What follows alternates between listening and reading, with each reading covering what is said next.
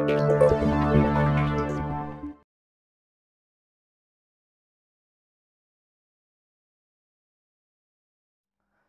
विद्यार्थी मित्रांनो, आज आपण चर्चेतील व्यक्ती पार्ट 1 बघितलेला आहे। आता पार्ट 2 चर्चेतील व्यक्ती सरन्यायाधीश शरद बोबडे यांच्यापासून आपल्याला बघायचं आहे। तर बघा मित्रांनो, तर आपण काल जो व्हिडिओ टाकला होता कुठला की 16 दिवसाचं जे नियोजन हा व्हिडिओ टाकला होता, या व्हिडिओमध्ये मला फक्त एक असं काही कमेंट आले होते की बाबा सर की महापुरुषांना असं बोलायला नाही पाहिजे। निश्चिंत मित्रांनो की बघा, मी तो व्हिडिओ तुमचा ॲक्शन विथ गुड फेथ यासाठी मी तुम्हाला इंटेन्शनमध्ये कारण तुम्हाला जोर देण्यासाठी ते बोललेलं आहे, लक्षात की बाबा, कारण महापुरुषाला मला कोणतं बोलण्याचा उद्देश त्यामध्ये नव्हताच, निश्चिंत नाही मित्रांनो कधीच। कारण महापुरुषामुळं म्हणजे महापुरुषांमुळं तर आपण इथं आहात आणि मी इथं आहे। ओके, तुम्हाला मी शिकवण्याचा हक्क म्हणजे मला त्यांनीच दिलेला आहे, त्यामुळे मी काय त्याच्यावर बोलू शकत नाही, हे सत्य आहे, हे लक्षात घ्या। त्यामुळे कुठल्याही महापुरुषाला म्हणजे ज्यांना वाटलं की यार असा सरांचा हा इंटेन्शन वाईट होता, असं जर कोणाला वाटलं असेल, गैरसमज झाले असतील, तर मी मनापासून माफी मागतो मित्रांनो। पण माझा असला कुठलाही इंटेन्शन, वाईट इंटेन्शन कुठलाही नव्हता। कालच्या व्हिडिओमध्ये जो महात्मा फुले यांच्याबद्दल जो विद्यार्थ्यांनी कमेंट केले, त्यामुळे मी तो व्हिडिओ डायरेक्टली डिलीट केलाय, कारण माझा विद्यार्थी कुठल्याही विद्यार्थ्याला असं वाटायला नको की सरांनी असं काहीतरी बोललंय, म्हणून मित्रांनो मुद्दाम तो व्हिडिओ मी डिलीट केलाय, आलं लक्षात। आणि तो लवकरच तुमचा तो पार्ट कट करून मी तो अपलोड करेल।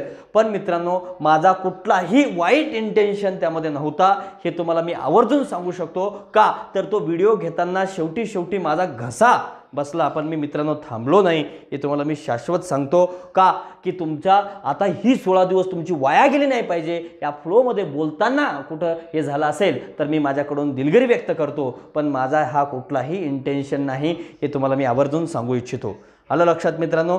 तर बघा, आता यापुढे कुठल्याही प्रकारचं म्हणजे माझ्याकडून आजपर्यंत असं कधी झालंय का मित्रांनो? नाही। फक्त आणि फक्त माझं लक्ष फक्त आणि फक्त विद्यार्थ्यावर असते, बाकी कुठल्याही गोष्टीवर माझं लक्ष नसतं मित्रांनो। त्यामुळं महापुरुष हे आपण लाखो वेळेसही म्हणजे जीवनभर त्यांचे म्हणजे मी नाही, अख्खी पिढ्यानपिढ्या आपण जरी त्यांचा उपकार आपण फेडू शकणार नाहीत, असं हे महापुरुषांचं कार्य आहे मित्रांनो। त्यामुळं माझा कुठलाही इंटेन्शन त्याबद्दल नाही, आणि काही कोणाला असं वाटलं असेल तर मनापासून मी त्यांना माफी मागतो, लक्षात मित्रांनो। बघा आता तर आपल्याला काय करायचं आहे, तर काय चर्चेतील व्यक्ती याच्यामधलं काय पार्ट 2 जो आहे, तर आपण याच्यामध्ये काय केलं आहे, तर बघा काय याच्या अगोदर पार्ट 1 मध्ये बघितलं आहे। आता पार्ट 2 मध्ये बघा, तर नंदिनी सिंगला, त्यानंतर देवायनी खोब्रागडेबद्दल आपण बघितले आहे, तर यांनी चर्चेतले होते। कंबोडिया येथे भारताचे राजदूत पण नियुक्ती झालेले आहेत, आणि सध्या ते परराष्ट्र मंत्रालय दिल्ली मुख्यालयात सहसचिव या पदावर आहेत। ओके, आणि काय चर्चेत होते ते, त्यामुळं तेवढं ते आपण याच्याबद्दल देवायनी खोब्रागडे याच्याबद्दल जास्त बघण्याची गरज नाही। ओके, आता आपण डायरेक्टली काय कशावर येऊ, भारताचे सरन्यायाधीश शरद बोबडे 47वे यांच्याकडे येऊ। काय बघा, आता 47वे सरन्यायाधीश आहेत, 47वे सरन्यायाधीश काय, सरन्यायाधीश शरद बोबडे।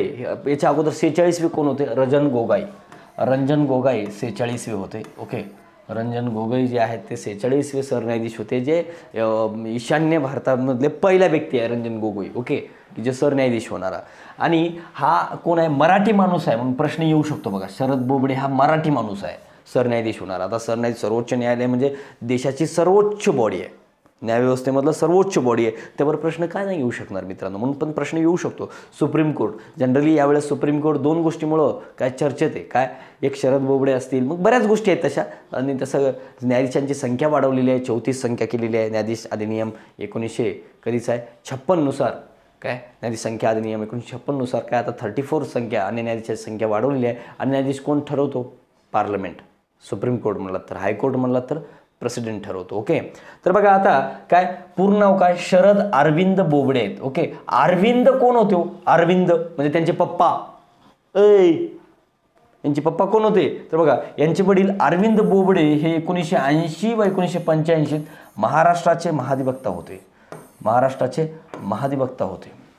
महाधिवक्त्याचा कलम काय रे बैल, काय माहिती आहे का नाही, 165 ओके. बघा पोरो, मला का मी राग करतो तुमच्यावर, मला जर समजा नाही आलं तुम्हाला तर आत्ताच लक्षात घ्या की म्हणजे GS पण तुमचं कनेक्ट झालं पाहिजे.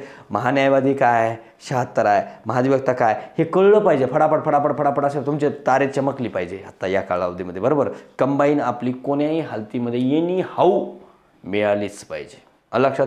तर बघा काय, पूर्ण नाव शरद अरविंद बोबडे.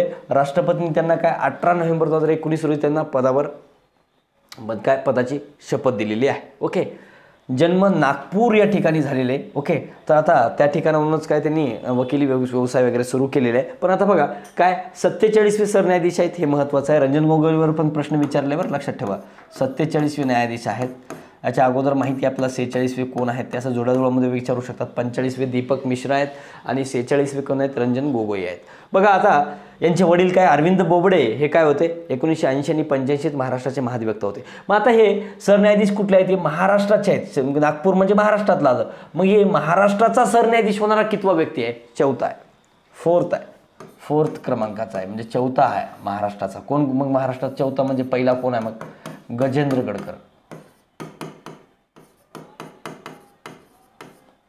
मग दुसरा, तिसरा चंद्रचूड, दुसरा जो सर्वाधिक कालावधीसाठी होता चंद्रचूड, आणि तिसरा कपाडिया.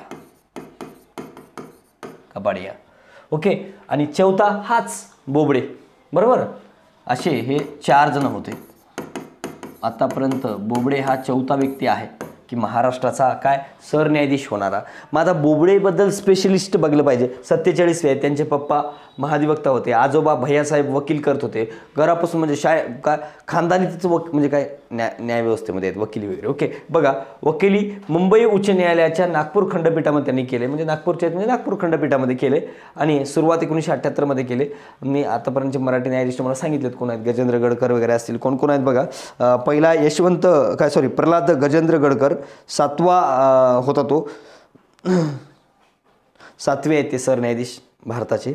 त्यानंतर यशवंत चंद्रचूड 16वे सरन्यायाधीश होते भारताचे. त्यानंतर सरोज होमी कपाडिया हा याचं काय 38वे होते. आणि आत्ताचा जो आहे तो 47वा सरन्यायाधीश आहे, जे महाराष्ट्राचा होणारा चौथा व्यक्ती आहे, हे मात्र महत्त्वाचं आहे. त्यानंतर बघा सर्वोच्च न्यायालयाचे सरन्यायाधीश भूषवले होते. बघा बोबडे यांचे आजोबा वकील होते, तर त्यांचे वडील अरविंद बोबडे हे महाराष्ट्राचे काय महाधिवक्ता होते. यांचं शिक्षण नागपूर विद्यापीठात येणाऱ्या SFS कॉलेज नागपूर इथं BA पूर्ण केले. आणि 1978 मध्ये नागपूर विद्यापीठाद्वारे स्वयंचलित डॉक्टर बाबासाहेब आंबेडकर विधी महाविद्यालयातून, म्हणजे काय डॉक्टर बाबासाहेब आंबेडकर जे विधी महाविद्यालय आहे नागपूरचं, त्याच्यामधून त्यांचं काय LLB झालेली आहे. आणि 1978ला मुंबई उच्च न्यायालयाच्या नागपूर खंडपीठात त्यांनी वकिली सुरू केली. 98ला ते वरिष्ठ अधिवक्ता म्हणजे सिनियर ॲडव्होकेट म्हणून काम केले 1998ला. ओके. 1998ला काय 1998ला बघा 1998ला 44वे जगदीश सिंग खेर आहेत, दीपक मिश्रा 45वे 46वे रंजन गोगोई आणि 47वे शरद बोबडे. आता बघा आता 2000 रोजी मुंबई उच्च न्यायालयाचे अतिरिक्त न्यायमूर्ती झालेत. कधी 2000 मध्ये मुंबई उच्च न्यायालयाचे अतिरिक्त न्यायाधीश. 16 ऑक्टोबर 2012ला मध्य प्रदेश उच्च न्यायालयाचे मुख्य न्यायाधीश बनलेत. काय मध्य प्रदेश उच्च न्यायालयाचे न्यायमूर्ती म्हणजे मुख्य न्यायमूर्ती. ओके. त्यानंतर सर्वोच्च न्यायालयाचे न्यायमूर्ती म्हणून पदभार स्वीकारला 2013ला. आणि 18 नोव्हेंबर 2019ला 47वे सरन्यायाधीश म्हणून काम केले त्यांनी. 47वे बघा, हे एक लक्षात ठेवा. मध्य प्रदेशचं मुंबई उच्च न्यायालयाचे अतिरिक्त न्यायाधीश हे एक लक्षात ठेवा. आणि 2013 मध्ये सर्वोच्च न्यायालयाचे न्यायमूर्ती म्हणून नियुक्त घेतले. कधी कधी मध्य प्रदेश जागी राजस्थान देतात, काय पण देतात. ओके, ते लक्षात येऊ द्या. आणि मुंबई उच्च न्यायालयाचे अतिरिक्त न्यायाधीश ओके मध्य प्रदेश. त्यानंतर सर्वोच्च न्यायालयाचे न्यायमूर्ती म्हणून आणि 47वे भारताचे सरन्यायाधीश बनलेत. आणि नागपूरच्या महाराष्ट्र राष्ट्रीय विधी विद्यापीठाचे कुलपती म्हणून जबाबदारी त्यांनी पार पाडलेली आहे. आणि त्यांच्याच कालावधीमध्ये अयोध्या वाद प्रकरणाची काय सुनावणी झालेली आहे. त्यानंतर बघा अजून काय काय झालेलं आहे सध्या ते काय आधार कार्ड सत्यापन प्रकरण, राष्ट्रीय राजधानी क्षेत्र, त्यानंतर नवी दिल्लीच्या परिसरातील फटाके विक्रेत्यावरील निर्बंध प्रकरण, अयोध्येतील राम जन्मभूमीचा वाद यासारख्या म्हणजे प्रसिद्ध खटल्यांनी त्यांनी काय केलं निर्णय दिलेला आहे. आणि पहिला कोण आहे HK कानिया आहे सर्वोच्च न्यायालयाचे न्यायाधीश. आणि 45वे दीपक मिश्रा, 46वे रंजन गोगोई, 47वे शरद बोबडे. सर्वाधिक काळ पदावर राहिलेले सरन्यायाधीश म्हणलात तर चंद्रचूड आहेत आणि सर्वात कमी काळ पदावर राहिलेला सरन्यायाधीश म्हणलात तर मात्र कमल नारायण सिंग आहेत. ओके, तर एवढी एक आहेत.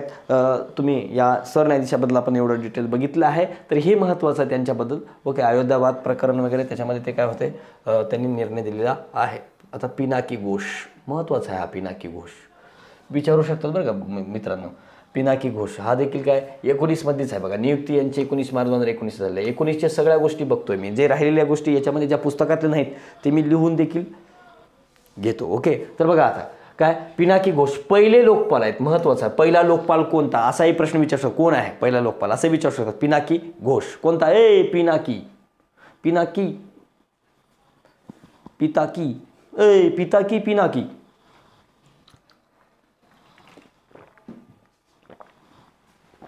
पाणी पिले रे कडू. पिनाकी घोष बघा, पिनाकी चंद्र घोष हे आहेत काय 19 मार्च 2019 रोजी यांची नियुक्ती झालेली आहे. पहिला लोकपाल आहे. लोकपाल आणि लोकायुक्त फरक आहे बरं का. पहिलं लोकायुक्त नियुक्त करणारं राज्य कोणतं आहे. महाराष्ट्र आहे 1971ला. हा लक्षात. तर बघा आता पहिलं लोकपाल तर काय पहिला झालेलं आहे कधी आता पिनाकी घोषला. बघा यांचं शिक्षण BCom LLB झालेलं आहे. हे कुठले आहेत प्रॉपर कुठले आहेत कलकत्ता वेस्ट बेंगॉलचे आहेत. हे महत्त्वाचं आहे. कुठले आहेत वेस्ट बेंगॉलचे आहेत. ते यापूर्वी राष्ट्रीय मानवाधिकार आयोगाचे सदस्य होते. काय होते यापूर्वी ते यापूर्वी राष्ट्रीय मानवाधिकार आयोगाचे सदस्य होते. सर्वोच्च न्यायालयाचे न्यायाधीश म्हणून त्यांनी काम केलेले आहे 13 ते 17 मध्ये. ते कलकत्ता उच्च न्यायालयाचे न्यायाधीश होते. कलकत्ता उच्च न्यायालय त्यानंतर सर्वोच्च न्यायालयाचे न्यायाधीश आणि बघा आंध्र प्रदेश उच्च न्यायालयाचे मुख्य न्यायाधीश म्हणूनही त्यांनी घोष यांनी काम केले. आंध्र प्रदेश महत्त्वाचं बघा. APचे आंध्र प्रदेशचे काय आंध्र प्रदेश उच्च न्यायालयाचे काय मुख्य न्यायाधीश म्हणूनही त्यांनी काम केलेलं आहे. काय आंध्र प्रदेश उच्च न्यायालयाचे न्यायाधीश म्हणूनही काम केले आहेत. घोष यांचे वडील शंभूचंद्र हे कलकत्ता उच्च न्यायालयाचे मुख्य न्यायाधीश होते. बघा यांचे पप्पा देखील घोष यांचे वडील शंभूचंद्र हे कलकत्ता उच्च न्यायालयाचे मुख्य न्यायाधीश होते. कलकत्ता उच्च न्यायालयाचे पप्पा कलकत्ता उच्च न्यायालयाचे मुख्य न्यायाधीश, पोरग आंध्र प्रदेश उच्च न्यायालयाचे मुख्य न्यायाधीश होते हे पिनाकी घोष. बरोबर. सर्वोच्च न्यायालयात न्यायाधीश म्हणून काम केले, कलकत्ता उच्च न्यायालयाचे न्यायाधीश म्हणून काम केले आणि आंध्र प्रदेश उच्च न्यायालय. बघा आंध्र प्रदेश हे लक्षात ठेवा बरं काय. तिथं काय होतं मध्य प्रदेश उच्च न्यायालयाचे न्यायाधीश होते. मुख्य न्यायाधीश कोण शरद बोबडे हे लक्षात घ्या. आणि पिनाकी घोष पहिले लक्षात ठेवा पहिले लोकपाल आहेत. यांचं कुठले आहेत वेस्ट बेंगॉलचे आहेत. ते यापूर्वी राष्ट्रीय मानवाधिकार आयोगाचे सदस्य होते आणि त्यांनी सर्वोच्च न्यायालयात न्यायाधीश म्हणून काम केले. कलकत्ता उच्च न्यायालयाचे न्यायाधीश म्हणून काम केलेले आहे. आंध्र प्रदेश उच्च न्यायालयाचे ते मुख्य न्यायाधीश म्हणून काम केलेले आहेत. यांचे वडील शंभूचंद्र हे कलकत्ता उच्च न्यायालयाचे काय मुख्य न्यायाधीश म्हणूनही काम केलेले आहेत. बघा कलकत्त्याचे पहिले भारतीय मुख्य न्यायाधीश ठरले आहेत कोण घोष यांचे कुटुंबीय राहिले हराचंद्र घोष. हराचंद्र घोष कोण हराचंद्र घोष हा मात्र काय यांचा फॅमिली मेंबर आहे. हराचंद्र घोष यानं पहिला भारतीय मुख्य न्यायाधीश बनला 1867 मध्ये. महत्त्वाचं आहे बरं का. म्हणजे यांच्या खानदानीमधून न्यायाधीश आहेत सगळे. जस्टिस यांच्या काय खानदानीमध्येच आहे लक्षात. तर बघा आता बघा कार्य बघा म्हणजे काय यांचं काय काम असते कोणाचं लोकपालचं काम काय असते. पंतप्रधानापासून ते सरकारी कर्मचाऱ्यापर्यंत पातळीवर भ्रष्टाचाराच्या तक्रारीचा छडा घालणे म्हणजे सगळं काय करप्शन कमी करणं हे लोकपालचं काम आहे. यासोबत लोकपाल समितीवर पुढील व्यक्तींना न्यायिक व गैरन्यायिक सदस्य म्हणून नियुक्त केले. बघा लोकपाल निवड समितीमध्ये कोण कोण असते. लोकपाल निवड समितीमध्ये कोण कोण असते हे काय जास्त गरजेचं नाही पण बघून घेऊ आपण.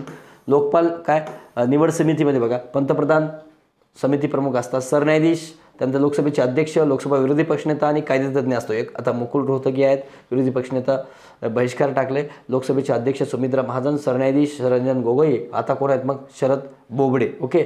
आणि पंतप्रधान नरेंद्र मोदी नरेंद्र मोदी होते समिती प्रमुख. ओके. आता त्यावेळेस यांना नियुक्ती करताना रंजन गोगोई होते हे लक्षात ठेवा. तुम्ही म्हणाल सर आता शरद बोबडे आहेत. ओके. तर बघा आता अध्यक्षाची पात्रता काय लागते. अध्यक्ष होण्यासाठी जो पिनाकी घोष सर्वोच्च न्यायालयाचा निवृत्त न्यायाधीश असला पाहिजे आहे तो. ओके. सर्वोच्च न्यायालयाचे निवृत्त न्यायाधीश किंवा भ्रष्टाचार विरोधी धोरण, सार्वजनिक प्रशासन, दक्षता, विमा अशा म्हणजे वेगवेगळ्या क्षेत्रात त्यांनी काम केलं असलं पाहिजे. बँकिंग, कायदा आणि व्यवस्थापन संबंधित किमान त्यांना 25 वर्षाचा अनुभव असणारा तज्ज्ञ व्यक्ती पाहिजे. लोकपाल आणि लोकायुक्त कारण सरन्यायाधीश आहेत त्यामुळे त्यांचं काही बाकी दुसरा कारण असण्याची गरजच नाही. लोकपाल कायदा काय झाला बघा 13चा कायदा आहे. ओके. राज्यसभेत मंजूर 17 डिसेंबर, लोकसभेत मंजूर 18 डिसेंबर आणि राष्ट्रपती स्वाक्षरी 1 जानेवारी 2014 प्रणव मुखर्जी यांनी केले. अंमलबजावणी 16 जानेवारी 2014 पासून झाली. लोकपाल केंद्र स्तरावर आणि लोकायुक्त राज्य स्तरावर आहे. लोकपाल रचना एक अध्यक्ष आणि जास्तीत जास्त 8 सदस्य आहेत.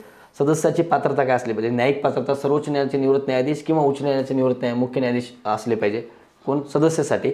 आणि गैर न्यायिक सदस्य भ्रष्टाचार विरोधी धोरण, सार्वजनिक प्रशासन, दक्षता, विमा आणि बँकिंग कायदा आणि व्यवस्थापन या संबंधित किमान 25 वर्ष अनुभव असणारा व्यक्ती पाहिजे.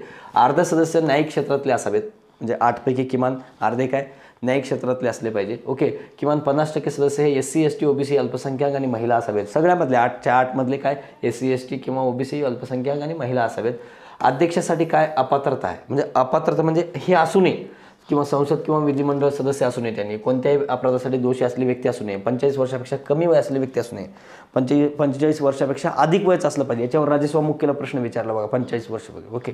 त्यांना पंचायत किंवा नगरपालिका सदस्य, सार्वजनिक सेवेतून काढून टाकलेला व्यक्ती नसावा, लाभाचं पद धारण करणारा व्यक्ती नसावा, राजकीय पक्षाशी संबंध असलेला व्यक्ती नसू नये. ओके. कार्यकाल काय असतो? 5 वर्ष किंवा 70 वर्ष. पगार आणि भत्ता अध्यक्षांना सर्वोच्च न्यायालयाच्या न्यायाधीशाप्रमाणे मिळतो.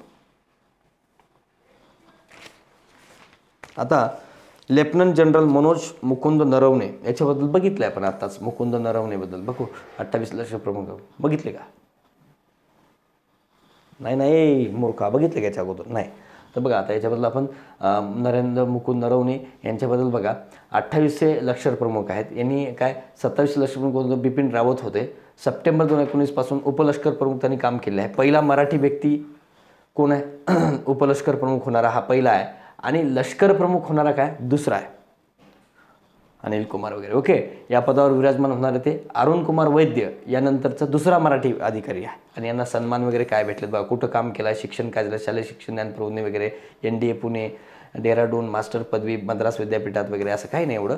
तर 1980ला शीख लाईट इन्फंट्रीच्या 7व्या बटालियनमधून त्यांनी लष्करात दाखल झाले. राष्ट्रीय रायफल्स जम्मू काश्मीरमध्ये काम केले. आसाम रायफल्समध्ये देखील काम केले त्यांनी. General officer in commanding strike core Delhi येथेही काम केले. प्रमुख लष्कर प्रशिक्षण विभागामध्ये केले. ऑपरेशन पवन श्रीलंकेतील शांती मोहिमेत सहभाग केला आहे. ऑपरेशन पराक्रम संसद हल्ल्यानंतर जे संसदेवर हल्ला झाला 2001ला, त्याच्यामध्ये त्यांनी मोहिमेत देखील काम केले आहे. ओके. 2002चा सन्मान बघा. परम विशिष्ट सेवा मेडल, त्यानंतर सेवा मेडल व विशिष्ट सेवा मेडल 2015ला. ओके. आणि अतिरिक्त सेवा मेडल 2017ला. वडील हवाई दलातील निवृत्त अधिकारी आहेत. आई सुधा नरवणे लेखिका, पुणे आकाशवाणीच्या निवेदिका होत्या. पत्नी विना नरवणे उपाध्यक्ष आर्मी काय वाईफ वेलफेअर असोसिएशनच्या आहेत. बघा सगळी खानदानच काय याच्यामध्ये आहे. ओके. आणि डबल मी घेणारच आहे 2019चा असल्यामुळे हे मी तुम्हाला लिहून घेणारच आहे, त्यामुळे तेवढं टेन्शन नका घेऊ. ओके. नंतर बघा national institute of public finance and policy या अध्यक्षपदी उर्जित पटेल आलेले आहेत. ओके. तर यापूर्वी या पदावर विजय केळकर होते, आता मात्र उर्जित पटेल आलेले आहेत. तर बघा नॅशनल इन्स्टिट्यूट ऑफ पब्लिक फायनान्सची स्थापना 1976ला झालेली आहे. मुख्यालय नवी दिल्ली. उद्दिष्ट सार्वजनिक अर्थशास्त्राशी संबंधित क्षेत्रात धोरण बनवण्यास योगदान देणं हे आहे. ओके. आता गोविंद राजुलू चिटला नाबार्डच्या अध्यक्षपदी निवड झालेली आहे. काही नाही एवढं. नाबार्डबद्दल कधी 82ला स्थापना आहे वगैरे. ओके. मुख्यालय मुंबई. शिफारस P शिवरामन समितीने केलं. देशातल्या सर्वोच्च विकास व आर्थिक संस्था आहे. पुढील बँकांची वैधानिक तपासणी परीक्षण करते. कुठली? राज्य सहकारी बँक, जिल्हा सहकारी बँक, मध्यवर्ती बँक, प्रादेशिक ग्रामीण बँक, RRBची वगैरे. ओके. कोण? नाबार्ड करते. एवढं काय नाही. सोमा रॉय बर्मन काय महालेखा नियंत्रक आहेत. CGA म्हणतो आपण त्यांना, बरोबर. 24व्या महालेखा नियंत्रक आहेत आणि 7व्या महिला महालेखा नियंत्रक आहेत. बघा एकूण 24 आहेत आणि 7वी महिला आहे काय CGA होणारे. 1986च्या बॅचची काय एक नागरी लेखा सेवा अधिकारी आहे. ओके. त्यानंतर 33 वर्षाची कारकीर्द त्यांनी गृह, माहिती आणि प्रसारण, उद्योग, अर्थ, काय मनुष्यबळ विकास, रस्ते वाहतूक आणि महामार्ग. कारण हे थोडं मी स्पीडली का घेतोय, कारण याच्यावर एवढी प्रश्न नसतात म्हणून ते स्पीडली घेतोय. महालेखा नियंत्रकाविषयी जर बघायचं बघला तुम्ही ते करंटचा काय तो GS आहे, तो कुठं आहे काय नाही एवढं नॉर्मल तुम्ही ते बघू शकता. बघा त्यानंतर बघा त्याच्याबद्दल सगळं काय नाही. मानुश्री छिल्लर काय ते मानुश्री छिल्लर काय युनिसेफची नवीन सदिच्छा दूत. मग कायसाठी सदिच्छा दूत केलेलं आहे? मग असं विचारू शकतात, मासिक पाळी दरम्यान स्वच्छतेबद्दल जागरूकता निर्माण करण्यासाठी युनिसेफनं सदिच्छा दूत म्हणून कोणाची नियुक्ती केली? मासिक पाळी दरम्यान. बघा स्त्रियांच्या मासिक पाळी दरम्यान जे आहे, मासिक पाळी दरम्यान स्वच्छतेबाबत जागरूकता निर्माण करण्यासाठी ही कोण आहे? ही कोण आहे? मिस वर्ल्ड आहे. मिस वर्ल्ड विजेती आहे, बरोबर. 2017मध्ये हिनं मिस वर्ल्ड झालेली आहे. 2017मध्ये मिस वर्ल्ड. तुम्हाला दिसण्यावरूनच वाटत असेल मिस वर्ल्ड आहे म्हणून, बरोबर ना. तर बघा मासिक पाळी दरम्यान स्वच्छतेबाबत जागरूकता निर्माण करण्यासाठी त्यांनी काय केलं, त्यांना युनिसेफनं सदिच्छा दूत म्हणून नियुक्त केले आहे मानुश्री काय छिल्लर. ओके, ती स्वतः भारतातल्या अनेक राज्यात कार्यरत असणाऱ्या प्रोजेक्ट शक्ती या प्रकल्पाची प्रवर्तक आहे. प्रोजेक्ट शक्ती काय, हा प्रकल्प मासिक पाळीबाबत जागरूकता करून देशातल्या अनेक राज्यात सुरू आहे. मानुश्री छिल्लर काय 2017 मध्ये मिस वर्ल्ड विजेती ठरलेली आहे. मग काय लक्षात ठेवाल, मानुश्री छिल्लर ही काय युनिसेफची नवीन सदिच्छा दूत. कशासाठी सदिच्छा दूत आहे, तर मासिक पाळी दरम्यान काय स्वच्छता कसं बाळगलं पाहिजे म्हणून हे काय हिला जे काय एवढ्या सुंदर पोरीनं जर सांगितलं तर म्हणजे काय मुलीनं म्हणजे आणि एकतर अवॉर्ड मिळालेला आहे तर लोक ऐकतील या हिशोबानं युनिसेफनं भारतामध्ये यांची काय भारतामध्येच नाही युनिसेफची जगामध्येच काय सदिच्छा दूत म्हणून नियुक्ती केलेली आहे. That's it. ओके, त्यानंतर बघा हरिवंश सिंह राज्यसभा उपाध्यक्ष काय उपसभापती झालेले आहे. काय एवढं महत्त्वाचं नाही बघा, बाकी काय एवढं बघा काय हरिवंश सिंह राज्यसभा उपसभापती आहेत. काय शिक्षण अर्थशास्त्र विषयात पदवी पदव्युत्तर शिक्षण, काय एवढं महत्त्वाचं नाही यांचं. अर्चना सोरेंग युनोच्या पर्यावरण प्रश्नावरील सल्लागार मंडळात निवड झाली. ही काय भारताची आहे त्यामुळे महत्त्वाचं आहे. युनोमध्ये काहीतरी झाले बाबा अर्चनाचं, हे लक्षात ठेवा. काय पर्यावरण प्रश्नावरील सल्लागार मंडळात त्यांची निवड झाली. युनो म्हणजे काय संयुक्त राष्ट्रसभा. ओके, तर ती ओडिशामधील बिहाबंद या छोट्याशा खेड्यातील खाडिया जमातीची युवती आहे. ओके, या मंडळात सर्व सदस्य हे 18 ते 28 वर्ष वयोगटातले असतात. ही पर्यावरण प्रश्नावरील सल्लागार मंडळात कुणाचं, अर्चना सोरेंग यांचं मात्र या काय याच्यामध्ये निवड झाली. असं विचारू शकतात युनोच्या पर्यावरण प्रश्नावर सल्लागार मंडळात डॅडॅश यांची निवड झाली आहे. कुणाची आहे मग प्रश्न विचारतात. मग काय त्यावेळेस आपलं ते जमलं पाहिजे. कोण आहे मग, अर्चना सोरेंग. ओके, त्यानंतर बघा आता जगातील 7 युवा कार्यकर्ते यात आहेत. जगातील 7 18 ते 28 वर्ष वयोगटातलं असतं हे. 18 ते 28 वर्ष वयोगट, 18 ते 28 वर्ष वयोगट. मग त्याच्यामध्ये हिचा नंबर लागला कुणाचा, अर्चना सोरेंगचा, पर्यावरण प्रश्नासंबंधी सल्लागार मंडळात. ओके, त्यानंतर बघा आता नीलम गोरे. आता बघा नीलम गोरे कोण आहे, तो पुण्यातलेच आहेत नीलम गोरे. नीलम गोरे जे आहेत नीलमताई म्हणून आपण ताई म्हणून ओळखतो यांना. ओके, महाराष्ट्र विधान परिषद उपाध्यक्षपदी निवड झाली. पहिल्या महिला उपाध्यक्ष ठरल्या आहेत. महत्त्वाचं बघा, महाराष्ट्राच्या पहिल्या महिला उपाध्यक्ष ठरल्या आहेत विधान परिषदेच्या. आतापर्यंत कोणीही महिला झालेली नाही. अजून महाराष्ट्रामध्ये कोणी महिला मुख्यमंत्री झालेली नाही बरं काय. झाली का रे, नाही. तर बघा मग हे मात्र झालेलं आहे बरं काय. हायकोर्टाचे कोण झाले, मंजुळा चल्लूर. ओके, पहिल्या महिला उपाध्यक्ष ठरलेल्या आहेत. त्या दुसऱ्यांदा बिनविरोध नियुक्त झाल्यात. महत्त्वाचं आहे अजून काय, पहिल्या महिला उपाध्यक्ष आहेत आणि त्यातल्या त्यात त्या दुसऱ्यांदा बिनविरोध नियुक्त झाल्यात उपाध्यक्षपदी. कुठल्या उपाध्यक्षपदी विधान परिषदेच्या. 2002 पासून त्या शिवसेनेच्या विधान परिषद आमदार आहेत आणि 1993 ते 95 राज्य महिला आयोगाचे सदस्य देखील आहेत नीलमताई. Okay, that's it. त्यानंतर बघा नितीन मेनन भारताचे पंच आहेत. कशामध्ये, ICC काय इंटरनॅशनल क्रिकेट काउन्सिलच्या एलिट पॅनलमध्ये निवड झालेली आहे. श्रीनिवासन वेंकटराघवन आणि सुंदरम नबी यांच्यानंतर या पॅनलवर निवड होणारे ते तिसरे भारतीय आहेत. कोण, श्रीनिवास आणि सुंदरम यांच्यानंतर हा तिसरा आहे नितीन. ओके, तिसरा व्यक्ती आहे. या पॅनलमध्ये सदस्य होणारे ते सर्वात तरुण व्यक्ती ठरले आहेत. एवढं काय महत्त्वाचं नाही ते, तेवढं आता तुम्हाला बघा वाटलं बघू शकता. त्यानंतर बघा FTIच्या अध्यक्षपदी शेखर कपूर. आता शेखर कपूरचं महत्त्वाचं आहे थोडंसं बघा. प्रतिभावंत अभिनेते, दिग्दर्शक आणि निर्माते शेखर कपूर यांची film and television institute of इंडियाच्या FTTIच्या अध्यक्षपदी नियुक्त करण्यात आलेली आहे. कोणाची, शेखर कपूर यांची नियुक्ती झालेली आहे.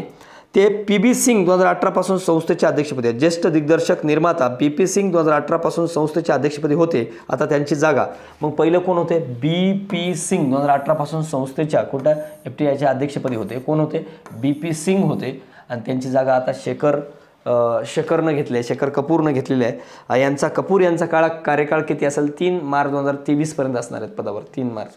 मासूम या संवेदनशील विषयाच्या चित्रपटामधून त्यांनी 1983 मध्ये दिग्दर्शनाला सुरुवात केली. कोणी, शेखर कपूरनं मासूम दिग्दर्शनाला सुरुवात केली. मासूम या संवेदनशील विषयाच्या चित्रपटामध्ये सुरुवात केली. आणि त्यानंतर मिस्टर इंडिया, बॅडिट क्वीन असे हिंदी चित्रपट, तर Elizabeth, passage, New York, I love you, 4 feathers असे इंग्रजी चित्रपटामध्ये दिग्दर्शन केलं यांनी. बॅडिट क्वीन या चित्रपटासाठी त्यांना राष्ट्रीय पुरस्कारही मिळाला आहे. बॅडिट क्वीनसाठी कोणाला, शेखर कपूर यांना बॅडिट क्वीन यासाठी. बघा कोणत्यासाठी, बघा बँडिट क्वीन या चित्रपटासाठी त्यांना राष्ट्रीय पुरस्कारही मिळालेला आहे. तर एलिझाबेथ या चित्रपटाला सर्वोत्कृष्ट ब्रिटिश चित्रपटाचा बाफ्टा पुरस्कार मिळालेला आहे. महत्त्वाचं बरं काय, दोन्ही लक्षात ठेवा. ओके. आणि 2002 मध्ये त्यांना पद्मश्री मिळाले. हे महत्त्वाचं आहे. तीन चार गोष्टी बरोबर. काय काय तर बघा, film and television institute of इंडियाचे शेखर कपूर हे काय अध्यक्ष आहेत. त्याच्या अगोदर BP सिंग 2018 पासून होते. यांचा कार्यकाळ किती असणार आहे शेखर कपूरचा? 3 मार्च 2023 पर्यंत असणार आहे. त्यानंतर यांची दिग्दर्शनाला सुरुवात काय मासूम या संवेदनशील विषयाच्या चित्रपटातून झालेली आहे. आणि बँडिट क्वीन या चित्रपटासाठी त्यांना राष्ट्रीय पुरस्कार मिळाला आहे. आणि एलिझाबेथ या चित्रपटात त्यांना सर्वोत्कृष्ट ब्रिटिश चित्रपटाचा बाफ्टा पुरस्कार मिळालेला आहे. आणि काय 2002 मध्ये त्यांना पद्मश्री अवॉर्ड मिळालेला आहे. ब्रिक्स बँकेचे नवीन अध्यक्ष म्हणून मार्कस ब्रॉटो ट्रायोझो हे झालेले आहेत. बघा, ब्रिक्स बँकेचे नवीन अध्यक्ष म्हणून मार्कस ब्रॉडो ट्रायझो हे झाले. न्यू डेव्हलपमेंट बँकेचे अध्यक्ष म्हणून ब्राझीलचे न्यू डेव्हलपमेंट बँक जे आहे ब्रिक्सच्या देशांनी स्थापन केले, ट्रायझो यांची निवड करण्यात आली आहे. यापूर्वी ते अध्यक्ष KV कामत होते. आपल्या भारताचे KV कामत होते, त्या जागी आता ते आलेले आहेत. बघा, न्यू डेव्हलपमेंट बँकेविषयी स्थापना 2014ला ब्राझील येथील झालेल्या 6व्या बैठकीत फोर्टोलिया या शहरात झालेली आहे. कार्याला सुरुवात 2015 झालेली आहे.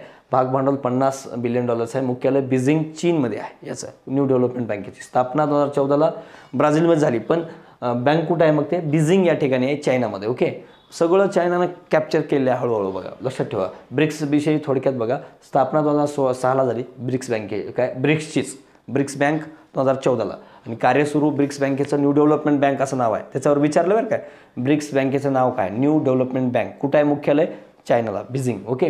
तर बघा, 2009 मध्ये या संघटनेची पहिली बैठक रशिया येथे पार पडली. ओके. भारतामध्ये आजपर्यंत 2 वेळेस ही परिषद पार पडली. कुठं? 2012 मध्ये दिल्ली आणि 2016ला गोवा या ठिकाणी. 2 ठिकाणी आतापर्यंत पार पडली. ब्रिक्सची 12वी परिषद 2020 साली रशिया येथे पार पडली आहे. परंतु कोरोनामुळे यंदाची परिषद 2021ची काय व्हर्च्युअल माध्यमातून झालेली आहे. म्हणजे कधीची 2020ची.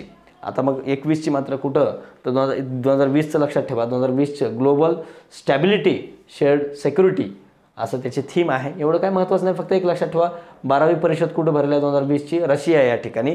फक्त एवढंच की लाईव्ह ऑनलाईन झालेली आहे समजायचं. जसं आपण ऑनलाईन लेक्चर घेतो तसं त्यांना आपण ऑनलाईन घ्यावं लागले. आपण काय कमी आहेत का? मग विकसनशील देशात नेतृत्व करणारी ही एक महत्त्वपूर्ण संघटना आहे. काय एवढं महत्त्वाचं नाही. संदीप कठारिया हे काय बाटा या कंपनीच्या ग्लोबल चीफ एक्झिक्युटिव्हपदी नियुक्त झाले आहे. बाटा. आता तुम्ही म्हणाल सर बाटा हे काय असले, काय बी सांगता सर तुम्ही. आता याच्यावर राज्यसेवा मुख्याला कंबाईन मुख्याला एक प्रश्न आला आहे. काय हे महत्त्वाचं नाही, तर बघा हे महत्त्वाचं आहे. काय महत्त्वाचं आहे? मायक्रोसॉफ्टचा कोण म्हणजे भारतातला प्रमुख कोण आहे बाबा? तिकडं जोड्याजोळामध्ये विचारला होता. मायक्रोसॉफ्ट बहुराष्ट्रीय कंपनीच्या प्रमुखपदी कोण आहेत भारतातले? कोण आहेत? मग मायक्रोसॉफ्टमध्ये सत्या नाडेला आहे. ओके. गुगलमध्ये नंडेला झाले बरं का, नाडेला करा. गुगल सुंदर पिचाई झाले. ओके. मास्टरकार्ड अजय बंगा. IBMचं अरविंद कृष्णा आणि रेकिड बेनकीसर लक्ष्मण नरसिंहन. आणि बाटासाठी हा झाला आहे बघा कोण? संदीप कटारिया. एवढं लक्षात ठेवलं तरी चालते. आणि त्यानंतर बघा आता काय महत्त्वाचे काय चर्चेतील सत्यरूप सिद्धांत जगातील 7 ज्वालामुखी शिखर सर करणारं पहिलं भारतीय. जसं रोहन मोरेवर विचारलं बघा, 7 समुद्र पार करणार, तसं यानं जगातली 7 ज्वालामुखीची शिखरं सर करणारं पहिलं भारतीय पर्वतारोहक आहे सत्यरूप सिद्धांत. यांचं नाव लिम्का बुक ऑफ रेकॉर्डमध्ये गेलेलं आहे. काय आपण गिनीज बुकात गेले म्हणा, त्यापेक्षा छोटं बुक आहे लिम्का बुकमध्ये गेलेलं आहे, नोंदलं गेलेलं आहे. 7 खंडातलं सर्वोच्च ज्वालामुखी शिखर करणारा पहिला भारतीय म्हणून नोंद झालेली आहे. आता सत्यरूप कुठला आहे बघा? कलकत्त्याचा आहे. सत्यरूप सिद्धांत कुठला आहे? महाराष्ट्रीयन नाही तर कलकत्त्याचा आहे. शिक्षण सिक्कीम मणिपाल इन्स्टिट्यूट ऑफ टेक्नॉलॉजीमधून त्यानं BTech इंजिनिअरिंग केलेलं आहे. इंजिनिअरिंग करून ते उगत चाललं बघा. पण 7ही खंडातली ज्वालामुखीची शिखरं यानं पार केले. काय मजाक नाही मित्रांनो, ज्वालामुखी शिखरं म्हणून. ओके. 7 जगातली सर्वात तरुण पर्वतारोहक म्हणून त्याने 7 शिखरं 7 ज्वालामुखी शिखरं अशा दोन्ही पर्वतारोहणाचा विक्रम त्यानं केलेला आहे. 7 शिखरं व 7 ज्वालामुखी शिखरं दोन्ही पण 7 शिखरं आणि 7 उंच शिखर जगातली आणि 7 ज्वालामुखी शिखरे अशी दोन्ही किल्ले आहे. सत्यरूप सिद्धांचे विक्रम बघा, जगातला सर्वात तरुण व्यक्ती ज्याने 7 शिखर व 7 ज्वालामुखी व दोन्ही मोहिमा पूर्ण केल्यात. जगातल्या सर्वात तरुण व्यक्ती ज्याने 7 शिखर पूर्ण करणारा. दुसरी गोष्ट 7 ज्वालामुखी या दोन्ही मोहिमा केल्या. 7 ज्वालामुखीचंही केलं आहे आणि 7 शिखर सर्वात तरुण चढणारा तो पण ठरलाय. 7 ज्वालामुखी पर्वत शिखरांची मोहीम पूर्ण करणारा पहिला भारतीय. अंटार्क्टिकामध्ये सर्वात उंच ज्वालामुखी पर्वत माउंट सिडली सर करणारा पहिला भारतीय आहे. सगळं पहिलं याचा कार्यक्रम बघू शकता तुम्ही, याचा पण विचारू शकतो प्रश्न. पापुआ न्यू गिनीमधील सर्वात उंच ज्वालामुखी माउंट गिलुवे सर करणारा पहिला भारतीय आहे. अंटार्क्टिकामध्ये बासरीवर भारतीय राष्ट्रगीत वाजवणारा पहिला भारतीय. बासरीवर म्हणजे अंटार्क्टिकामध्ये जाऊन. आता मालवत पूर्णा ही काय तेलंगणामधली आहे. तेलंगणाची 20 वर्षीय गिर्यारोहक आहे. 2019 मध्ये अंटार्क्टिका खंडातील सर्वोच्च शिखर माउंट विन्सन मॅसिफ हिनं सर केलेले आहे. ओके, 6 खंडातलं सर्वोच्च 6 शिखरे सर करणारी ती जगातली पहिली व सर्वात तरुण आदिवासी महिला ठरली आहे. ही मालवण पूर्णा ही खूप महत्त्वाची आहे बरं का.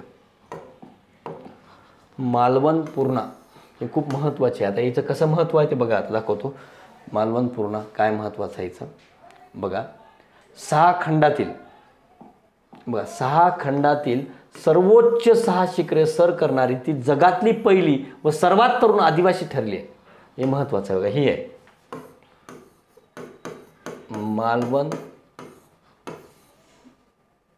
पूर्णा. मग हिचं कुठली आहे? निजामाबाद, तेलंगणामधली निजामाबादची आहे. निजामाबाद तेलंगणाची आहे. निजामाबादमधलं तेलंगणा. ती निजामाबाद जिल्ह्यातील पक्कल गावातील एका आदिवासी परिवारातली आहे बघा. कोणी? मालवण पूर्णा ही 6 खंडातली सर्वोच्च 6 शिखर सर करणारी ती जगातली पहिली ठरलेली आहे. ओके, आणि शिक्षण मिनेसोटा स्टेट युनिव्हर्सिटी अमेरिका या ठिकाणी शिक्षण झाले. वाटते का बघून बघा अमेरिकेत झाले म्हणून. कोणाच्याही चेहऱ्यावर जायच नाही. आदिवासी कुटुंबातली मुलगी 6 खंडातली सर्वोच्च 6 शिखर सर करणारी ती जगातली पहिली व सर्वात तरुण आदिवासी महिला ठरलेली आहे. सल्यूट त्या महिलेला. म्हणजे मजाक नाही मित्रांनो, लक्षात ठेवा. पहिलंच तिनं जाऊन अमेरिकेत शिक्षण घेतलंय. आपण इथल्या इथं शिक्षण बरोबर घेत नाही, बरोबर.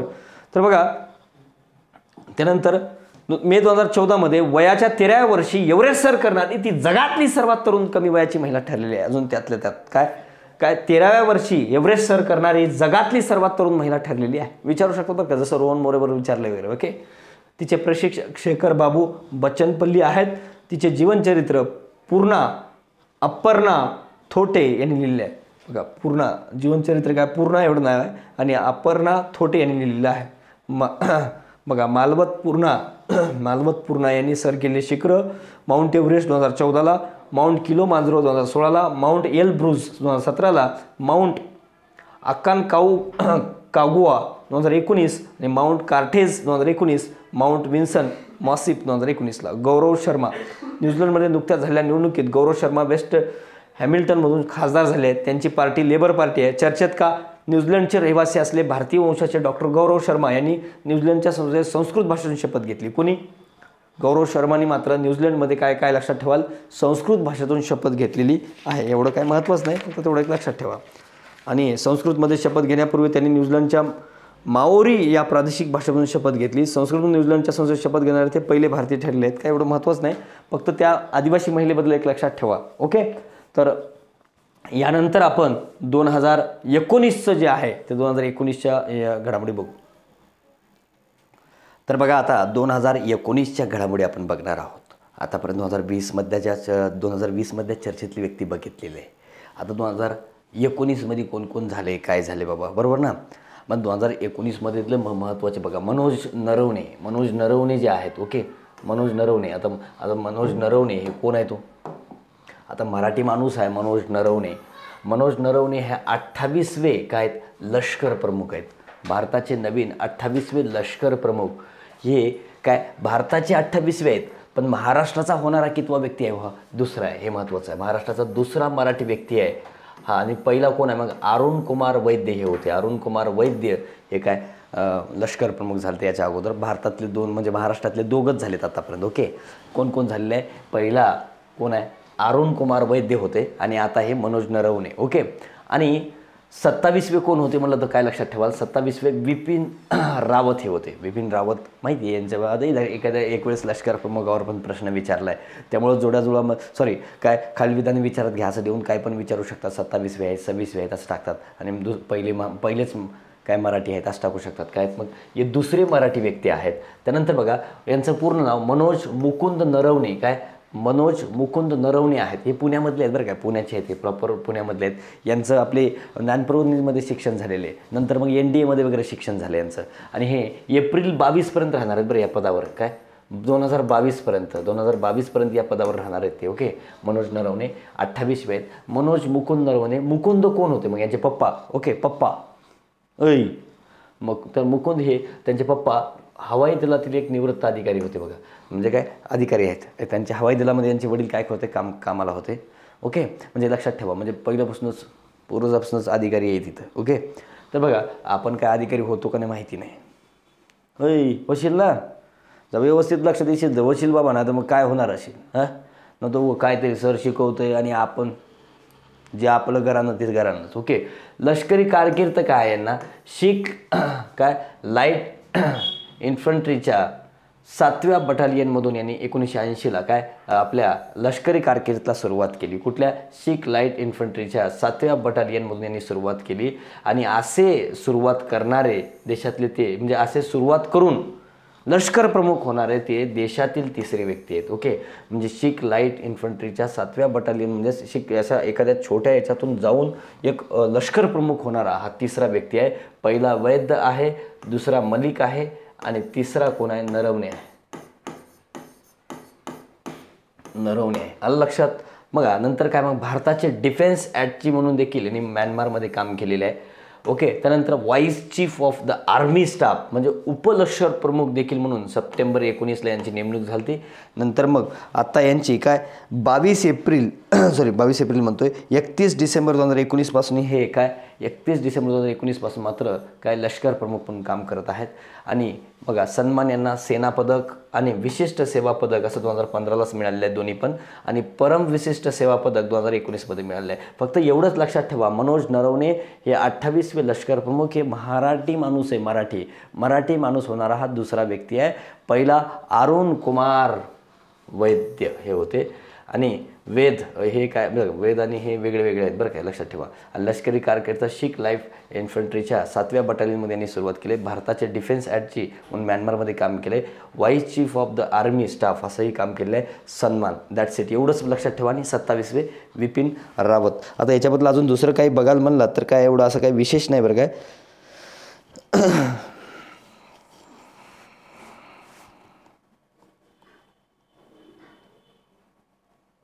त्यांच्या आई सुधा या प्रसिद्ध लेखिका आणि आकाशवाणीच्या निवेदिका होत्या. त्यांच्या आई काय लेखिका आणि आकाशवाणीच्या निवेदिका देखील होत्या. कुणाच्या, मनोज नरवणेच्या. ओके, दॅट्स इट, याच्या पलीकडे जाऊ नका.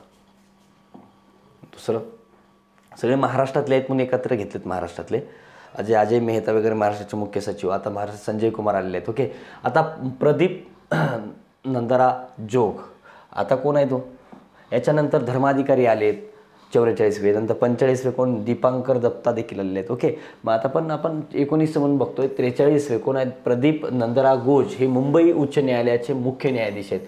पहिली महिला न्यायाधीश कोण आहे, पहिली मंजुळा चेल्लूर. त्यांच्यावर विचारलं बरं का, मंजुळा चेल्लूरवर. तसंच इथंही विचारू शकतात बघा. तर बघा फर्स्ट कोण आहे, फर्स्ट व्यक्ती सर मॅथ्यू रिचर्ड हाऊस आहेत. ओके, आणि मग 42वा नरेश पाटील. 43वा मुंबई उच्च न्यायालयाचे मुख्य न्यायाधीश. 43वा प्रदीप नंदरा घोष. 44वा धर्माधिकारी. 45वा दीपांकर दत्ता. ओके, तर बघा आता 1981 मध्ये दिल्ली विद्यापीठातून त्यांनी पदवी मिळाली. म्हणजे काय 1981 मध्ये त्यांनी दिल्ली विद्यापीठातून काय मिळाली, पदवी मिळवली. कशाची, लॉची. ओके, नंतर कॉर्पोरेशन म्हणजे महानगरपालिकेत, दिल्लीच्या महानगरपालिकेत 6 वर्ष न्यायिक समुपदेशक म्हणून त्यांनी काम केले. आणि दिल्लीच्याच निवडणूक आयोगाचे त्यांनी 2 वर्ष इथं लक्षात ठेवा, हे 6 वर्ष आहे, हे 2 वर्ष न्यायिक समुपदेशक म्हणून काम केले दिल्ली निवडणूक आयोगामध्ये. ओके, त्यानंतर दिल्ली उच्च न्यायालयाचे काय ते 2002ला अतिरिक्त न्यायाधीश होते, ॲडिशनल जज. ओके, आणि दिल्ली उच्च न्यायालयाचे 2004ला त्यांनी काय बनले, न्यायाधीश बनलेत. चांगले व्यवस्थित, ॲडिशनल नाहीत, एक्स्ट्रा नाही, तर जेवढे आहे पाहिजे त्याच्यामध्ये ते इन्क्लूड झाले. 2017मध्ये राजस्थान उच्च न्यायालयाचे मुख्य न्यायाधीश बनले, ते महत्त्वाचं आहे बरं काय त्यांचं. 2017 राजस्थान, हे महत्त्वाचं, राजस्थान उच्च न्यायालयाचे ते काय बनले, मुख्य न्यायाधीश बनले. आणि बॉम्बे हायकोर्टाचं 14 ऑगस्ट 1862 रोजी त्याची स्थापना झाली बॉम्बे हायकोर्टाची. आणि खंडपीठं कुठं आहेत, औरंगाबाद, नागपूर आणि पणजीला आहेत. बघा हे लक्षात ठेवा पूर्वमध्ये, काय विचारतात मग बॉम्बे हायकोर्टाची स्थापना कधी झाली. ओके, बॉम्बे हायकोर्ट बघा 1961च्या कायद्यानुसार, इंडियन कौन्सिल ॲक्ट 1961 नुसार 3 हायकोर्ट स्थापना झाली. मुंबई, चेन्नई आणि कलकत्ता या 3 हायकोर्टाची स्थापना झालेली आहे. बरोबर, फक्त बॉम्बे हायकोर्टाचं आपल्याबद्दल लक्षात ठेवायचं आहे. खंडपीठ औरंगाबाद, नागपूर आणि पणजी आहे. आणि प्रदीप नंदरा घोष, आता बघा सध्या कोण 45वे दीपांकर दत्ता हे आहेत. दीपांकर दत्ताबद्दल बघायचं म्हणलं तर आपलं काय की हे 2020 बघावं लागेल, तिथं आपण बघू 2020च्या याच्यामध्ये माहितीमध्ये बघू आपण, टेन्शन नका घेऊ. कुठल्या 2020च्या माहितीमध्ये कुठं, राजकीय घडामोडीमध्ये, तिथं आपण बघून घेऊ दीपांकर दत्ताला, काय एवढं टेन्शन नका घेऊ. राजकीय घडामोडीचा एक पार्ट झालेला आहे तुमचा, एक राहिलेला आहे, ते तुमचं होऊन जाईल. बघा दीपांकर दत्ता याच्याबद्दल बघू तिथं काय, नाही तर मग तसंही आपण याच्यामध्ये बघितलेलंच आहे. बघा कशामध्ये, चर्चेतील व्यक्तीमध्ये 2020च्या माहितीमध्ये बघितलेलं आहे. त्यामुळे काय एवढं आत्ताच बघितलेलं आहे टेस्ट, त्यामुळे एवढं काही याचे नाही. अजून डिटेल बघायचं तर बघू शकता, पण गरज नाही. त्यानंतर बघा एक कळालं काय, प्रदीप नंदरा घोष 43वे उच्च न्यायालयाचे मुख्य न्यायाधीश. दिल्ली त्याच्यामध्ये काय केलं, पदवी 1981ला. कॉर्पोरेशन दिल्लीमध्ये 6 इयर्स. आणि दिल्ली निवडणूक आयोगात 2 वर्ष. न्यायिक समुपदेशक दिल्ली उच्च न्यायालयाचे काय 2002ला अतिरिक्त न्यायाधीश, 2004ला न्यायाधीश, 2017ला राजस्थान उच्च न्यायालयाचे मुख्य न्यायाधीश. एवढं, दॅट्स इट. याच्या पलीकडे जाण्याची गरज नाही प्रदीप नंदरा घोषचं. ओके, प्रश्न आला तर एवढ्यावरच फिरल, त्यामुळे टेन्शन नका घेऊ. अजय मेहता महाराष्ट्राचे मुख्य सचिव, आता संजय कुमार आलेले आहेत, त्यामुळे काय यांचा विषय नाही. बघा काय अजय मेहता महाराष्ट्राचे मुख्य सचिव 1984 बॅचचे IAS ऑफिसर आहेत. आता एकानं काय विचारलं मला माहिती आहे का, असं मी 1984 दिले बाबा महाराष्ट्राचे आहेत. ते म्हणलं सर 1984च्या बॅचचे आहेत, मग कुठल्या केडरचे आहेत. आता महाराष्ट्रातले आहेत, महाराष्ट्र केडरचे असतील ना बाळा. इतकी हुशार पोरं, बापरे बाप, म्हणजे चांगलं, म्हणजे त्यांचं खरंच ब्रिलियंट, म्हणजे माइंडच तेवढं. ओके, 1984च्या बॅचचे IAS ऑफिसर आहेत. ओके, IAS ऑफिसर आहेत.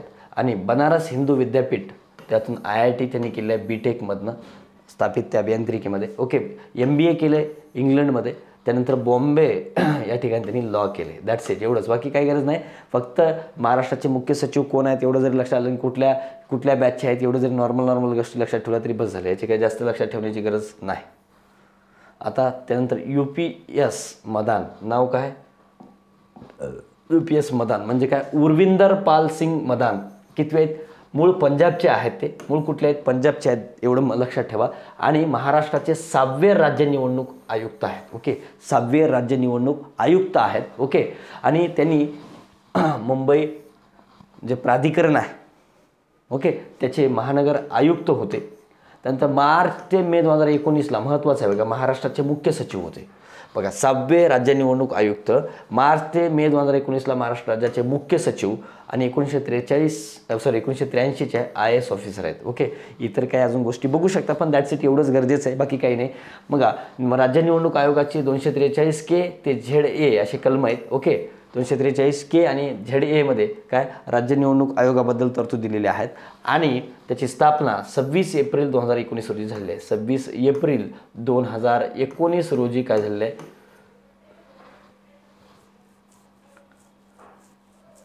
कसं पोत्यात घातलं पाहिजे मला, 1994ला. ओके, 26 एप्रिल 1994ला स्थापन झालेले आहे. कधी, 26 एप्रिल 1994ला काय राज्य निवडणूक आयोगाची स्थापना झालेली आहे.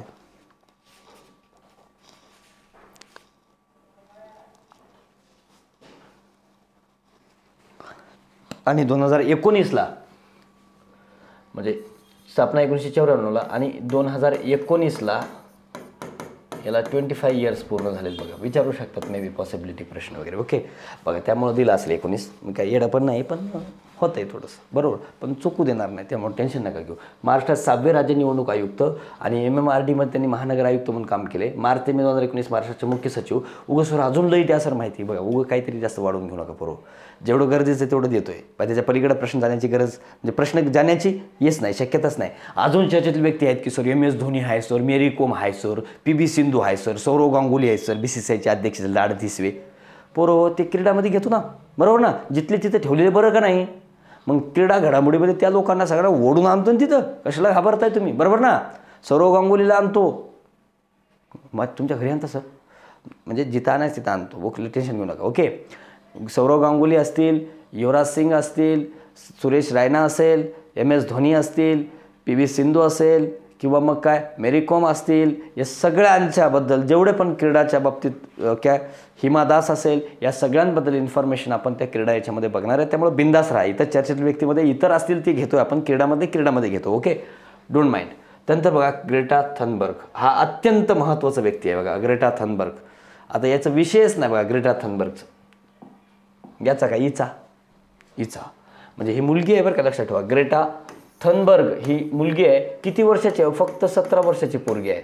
मग 2000 जेव्हा हिनं बघा ग्रेटा टिनटिन, नाव कसं आहे बघा, ग्रेटा टिनटिन एलोनोरा आर्नमन थनबर्ग. आता तुम्ही म्हणाल काय मोठं नाव आहे सर, काम बी कसलं मोठं आहे, नावं छोटी ना आपली कामं पण इलुशी. नाही सर, आम्ही पण कामं करतो, तुम्हाला ओळखू येत नाहीत, न ओळखल्यासारखे काम पण करायचं नाही कडूचे. ओके, तर बघा आता कार्य काय, मग का कुठलं कार्य, हे पर्यावरणवादी आहे. पहिलं काय लक्षात ठेवा, हे एक पर्यावरणवादी आहे आणि जागरूक पर्यावरणवादी किशोरवयीन मुलगी आहे. किशोरवयीन मुलगी आहे, किती वर्ष, वर्ष 17 वर्ष आहे पोरो. बघा विचार करा, शाळा सोडून तिनं आंदोलन केलंय. आमचं एवढं वय झालंय, आम्हालाच लाज वाटायला येतं. आमचं काय काय झालंय, शाळा झाली, डिग्री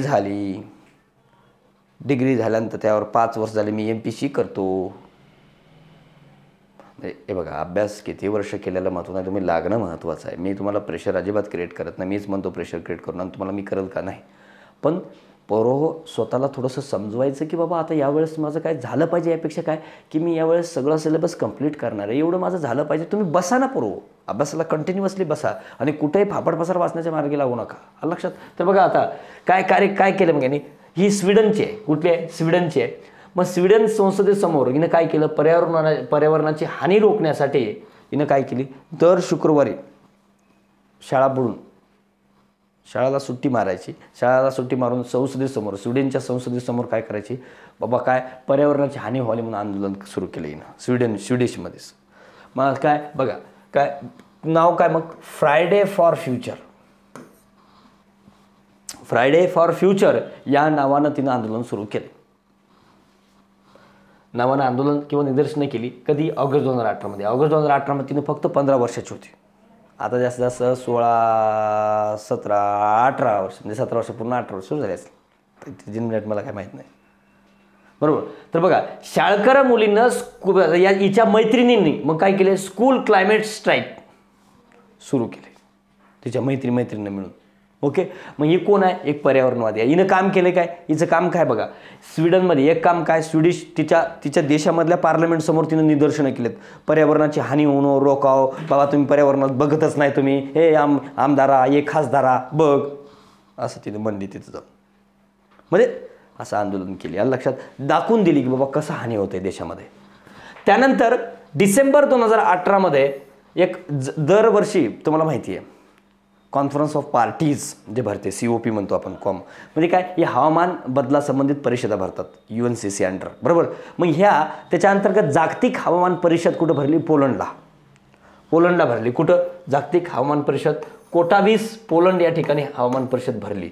ही गाबडी तिथं गेली आणि तिथं जाऊन या सगळ्या राष्ट्राध्यक्षासमोर भाषण केली. गप्प बसली काय, नाही, तिथं गेली. आपण कलर झालं बापू, आता एकदाशी सुटलो बरं का या अभ्यासातनं, बस झाला, आता माझं लगीन होते, झालं, भाऊनं मस्त आपली एखादी बघून घेऊन लग्न करून घेते, संपलं. ना राज्यसेवेचा ना कशाचा, भाऊ आपलं संपलं. अबे बघ, घ्यायचे गुण वयाच्या 17व्या वर्षी. सर मला तवाच कळाला असतं ना, 12व्या वर्षी, मी 17 वर्ष पण असं काहीतरी केलं असतं. मग अशी पण हुशार असतात, खाली कमेंट करतात. बेटा हे बघ, वयाला मॅटर करत नाही.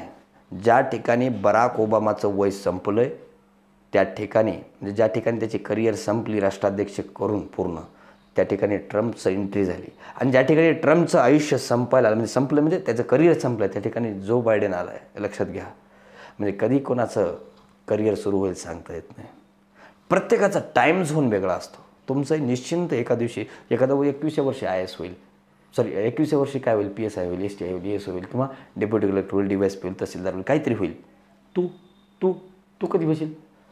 32व्या वर्षी होशील, 31व्या वर्षी होशील, 29व्या वर्षी होशील, 28व्या, म्हणजे तुझा जो टाईम झोन, प्रत्येकाचा टाईम झोन 34व्या वर्षीपर्यंत कधी PSI होऊ शकतोस. 34व्या वर्षीपर्यंत, 34 नंतर होता येत ना. बरोबर. तर बघा काय 2018 म्हणजे स्वीडिश त्याच्या संसदेसमोर तिनं काय केली, निदर्शनं केली. काय फ्रायडे फॉर फ्युचर या नावानं. ओके. त्यानंतर तिच्या मैत्रिणी स्कूल क्लायमेट स्ट्राईक या नावानं केलेले आहे. त्यानंतर डिसेंबर 2018 जागतिक हवामान परिषद भरली. कुठं? जिथं भरायचं तिथं, दरवर्षी जिथं भरत होते तिथं, म्हणजे प्रत्येक देशात वेगवेगळ्या देशात भरते. तसं पोलंडमधल्या कोठाबीस या ठिकाणी भरली होती. आणि या कोठाबीसमध्ये तिनं जेवढी पण राष्ट्राध्यक्ष आलती या हवामान परिषदेला, जनरली युनोच्या जवळपास सगळे लोक येतात, मग तिथली त्या उपस्थित राष्ट्रप्रमुखांना उद्देशून तिनं भाषण केले आणि तिनं गांभीर्य दाखवून दिलंय की हवामान परिषदेमध्ये काय सांगितलंय, पर्यावरणाचं काय महत्त्व आहे, भविष्याची चिंता काय असली पाहिजे आपल्याला, तिनं सगळं उघड करून दाखवली. तिचा अभ्यास, तिचं एवढं बघून सगळे राष्ट्राध्यक्ष परेशान झाले. चायला आपले उगच केस पांढरे झाले, हिचे केस एवढं नॉलेज आपण फुकटच काही बी वाचून पांढरे करून घेतले. असे मोदी बिदी असे पण असतील तिथे. बरोबर ना? म्हणजे एक 17 वर्षाची मुलगी तेवढ्या लोकांना संबोधित करते, म्हणजे it is not a joke. काय बरोबर ना? जन्मताच हे हुशार असतात.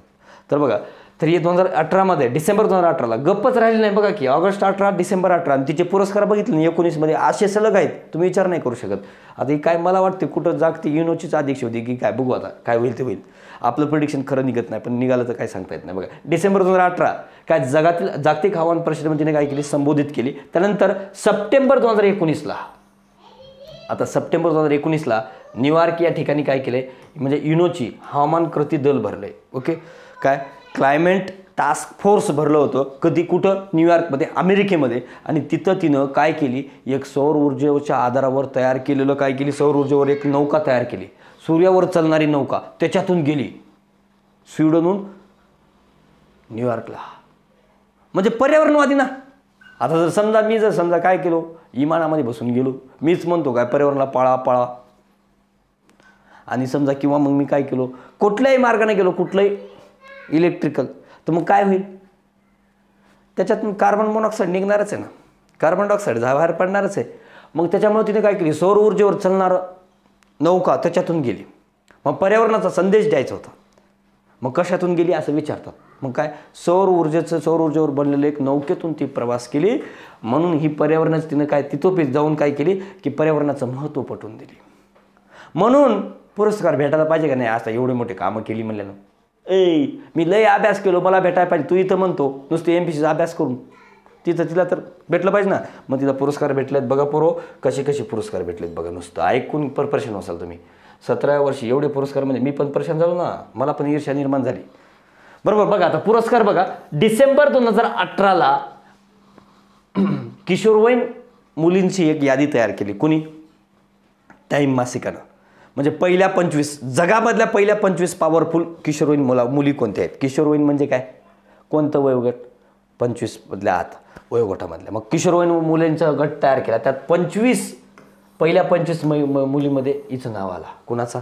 ग्रेटाचं नाव आलं त्यात. म्हणजे तिचं ते काय टाईम मासिकानं गौरव झाला असं झालं किशोरवयीन मुलीमध्ये. त्यानंतर बघा March 2019 Swedish woman of the year, म्हणजे काय, स्वीडिश देशानं काय केले, आमच्या देशाची कन्यारत्न पुरस्कार दिलाय बघा. कुठला? Swedish woman of the year मिळाला मार्च 19. त्याचनंतर स्वीडिशनं शांततेच्या नोबेलसाठी नामांकन दिले. आता तुम्ही म्हणाल सर 2019 शांतीचं नोबेल मिळाले काय? नोबेल नाही मिळालं रे बाबा. कसं असते, 193 देश काय करतात, त्या नोबेल समितीकडं काय करतात, आपल्या देशाचा एक पात्र उमेदवार पाठवतात. भारतानं एक पाठवते, प्रत्येक देशानं, किंवा आमच्या देशातून काय की बाबा शांततेसाठी ही व्यक्ती कैलास सत्यार्थी योग्य आहे पाठवलं, असं प्रत्येक देश पाठवत असते. तसं स्वीडिशनं कुणाला नामांकन दिले, नॉमिनेट केले स्वीडिशमधून, म्हणजे स्वीडनमधून. कुणाचं? शांततेच्या नोबेलसाठी ग्रेटा थनबर्गसाठी. तसं 19 कुणाला मिळालं, आलिफ अहमद यांना मिळालं ना, त्यांना मिळालं की नाही. मग बघा जून 2019ला पुरस्कार झाले, पण आपलं इसरून गेले सर म्हणून आम्ही काय करावं. जून 2019 मध्ये काय मिळालंय, अँबॅसिडर ऑफ कन्सायन्स अवॉर्ड मिळालाय. काय अँबॅसिडर ऑफ कन्सायन्स अवॉर्ड हे ॲम्नेस्टी इंटरनॅशनलकडून मिळालं. ॲम्नेस्टी इंटरनॅशनल काय बद्दल आहे असं विचारला बरं प्रश्न. ॲम्नेस्टी इंटरनॅशनल कशासाठी आहे, मानवाधिकार संस्था आहे, मानवी हक्कासंबंधित. समजा जेलमध्ये तुम्ही लई जर समजा जे काय जे तुरुंगामध्ये आहेत अधिकारी बिधिकारी कोणी असतील, पण त्याला जर लई त्रास होऊ लागला ना, म्हणजे तुरुंगातल्या लोकांना म्हणजे समजा त्याला गुन्हेगाराच्या मानवी हक्काचं संरक्षण करण्यासाठी हे पळत येतात बरं का हे ॲम्नेस्टी इंटरनॅशनलवाले. अजमल कसाबसाठी आलते, कोई को उसको इतना तकलीफ दे रहे है. तस लई पण मानवी हक्काचे लई कार्यकर्ते लई पण वंगळ असतात. खरंच एवढं मोठ्या लोकांना उडवतं तर त्याला काय फाशी द्यायला ठेव, त्याला कशाला ठेवायचं मारायला, बरोबर ना. तर बघा आता काय अँबॅसिडर ऑफ कन्सायन्स अवॉर्ड जून 2019ला मिळाला त्यांना. सप्टेंबर 2019 मध्ये पर्यायी नोबेल ज्याला म्हणतो आपण ते राईट लाईव्हवूड अवॉर्ड मिळालाय. राईट लाईव्हवूड अवॉर्ड मिळालाय, मजाक नाही मित्रांनो, पर्यायी नोबेल म्हणतात त्याला. ओके, ते मिळालाय. बघा की कसं मग बघा 19 मार्च जून सप्टेंबर पुरस्कार आहेत. त्यानंतर ऑक्टोबर 2019ला आंतरराष्ट्रीय बालशांतता पुरस्कार मिळाला. आंतरराष्ट्रीय बालशांतता पुरस्कार. गर्व कसं काय होणार नाही, ईर्ष्या कसं काय होणार नाही. डिसेंबर 2019ला आता एखाद्याला वाटत असेल बरं काय, सर हिनं मला करून घेईल का हो, ए गायबान्या लई पलीकडे जाऊ नको, इथे MPC कर रे कडू. लई कलाकाराचं MPCचे खरं सांगायला काय म्हणजे त्यांचे विचार कुठपर्यंत जातात काय पण. आपलं बघ पहिलं इथं PSI STIS व्हायचं, नाही तर दुसरीकडे जाऊ नको. डिसेंबर 2019 त्यांच्यासारखं कार्य करायचं बघा, ग्रेटा थनबर्ग सारखं.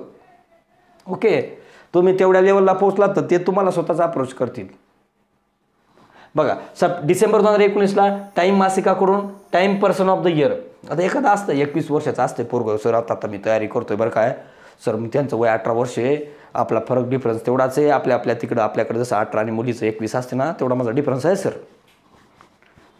तेच कॅल्क्युलेशन करू नको पोरा. बघा डिसेंबर 2019 मध्ये काय मिळालं, टाईम मासिकाकडून Time person of the year मिळाला. Time person of the year.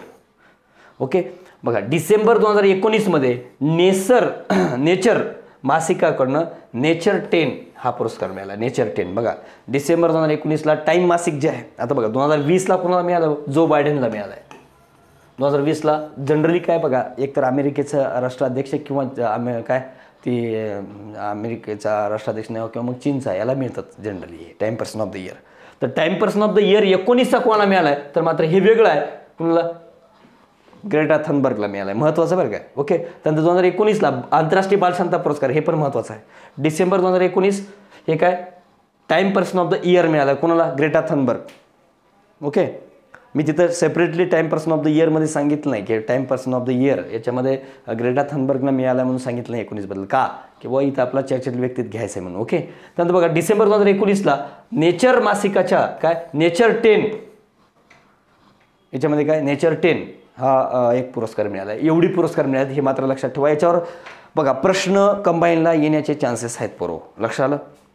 कशाला पण विचारू शकतात बघा, कंबाईनला विचारतील, राज्यसभेला विचारतील किंवा मग याला विचारतील काय क्लर्कला विचारतील, कशाला पण विचारतील. हा लक्षात, क्लर्कला पण विचारतील. आता याच्यावर राज्यसभेला प्रश्न येऊन गेला Time person of the year. Okay, राज्यसभेला पण म्हणजे अजून मुख्यला कुठं पण येऊ शकतो रे बाबा, पण मी सांगतोय तुम्हाला. ओके, सांगता येत नाही सर तुम्ही आल्यानंतर शिकवताय काय, अरे बा ते येऊ शकते, एवढं काम यांचं चांगलं आहे ना, बरोबर ना. त्यानंतर बघा आता बालरोग तज्ज्ञ कोण बघा, सौम्या स्वामीनाथन हे काय बालरोग तज्ज्ञ आहेत आणि क्षयरोग तज्ज्ञ आहेत, दोन्ही तज्ज्ञ आहेत. कोणकोणते, क्षयरोग तज्ज्ञ आणि बालरोग तज्ज्ञ पेरियाट्रिक्स आहेत. ओके, तर बघा आता जागतिक आरोग्य संघटनेच्या मुख्य वैज्ञानिकपदी त्यांची नियुक्ती झाली. नवीनच पद निर्माण केले आणि त्याच्यामध्ये त्यांनी काय जागतिक आरोग्य संघटनेच्या म्हणजे WHO वर्ल्ड हेल्थ ऑर्गनायझेशनच्या काय मुख्य वैज्ञानिकपदी त्यांची निवड झाली. आता बघा WHO बद्दल विचारणार बरं काय प्रश्न, WHO बद्दल थोडं माहिती बघा पोरो का, त्याची मग आणीबाणी बिनीबाणी काय काय ते कोरोनामुळे बरंच लपडे होऊन बसलेत बरं काय, त्यामुळं काय तर ते बघणं गरजेचं आहे पोरो. विचारू शकतात WHO बद्दल कधी स्थापना झाली, मुख्यालय कुठं आहे, काय काय नॉर्मल गोष्टी लक्षात ठेवा. होय कार्यकर्ता. ओके, लक्षात बघा. जागतिक आरोग्य संघटनेच्या मुख्य वैज्ञानिक पदाची निवड झाली. माजी सचिव म्हणून काम केले त्यांनी. कुठलं? केंद्रीय आरोग्य व कुटुंब कल्याण मंत्री काय मंत्रालय, केंद्रीय आरोग्य व कुटुंब कल्याण मंत्रालयाअंतर्गत जे आरोग्य संशोधन विभाग असते त्या विभागात ते काय झाल्या? माजी सचिव होत्या त्या विभागाच्या. त्यानंतर माजी संचालिका कशाच्या? ICMRच्या माजी संचालिका. त्यानंतर भारतीय हरित क्रांतीचे जनक जे आहेत त्याची पोरगी वय कन्या होय. भारतीय हरित क्रांतीचे जनक कोणते हो? स्वामीनाथन, MS स्वामीनाथन. बघा काय MS स्वामीनाथन जे आहेत त्यांची मुलगी आहे कोण? सौम्या स्वामीनाथन. आलं लक्षात? एवढं लक्षात ठेव. कारण का विचारतात?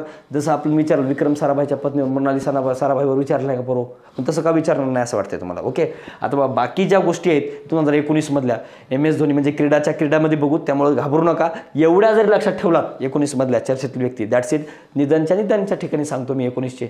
ओके, आलं लक्षात? आता आपले 2020 आणि 2019 दोन्हीचे चर्चेतील व्यक्ती संपलेले आहेत. नेमणुका वगैरे काय असतील लपडे. ओके, धन्यवाद.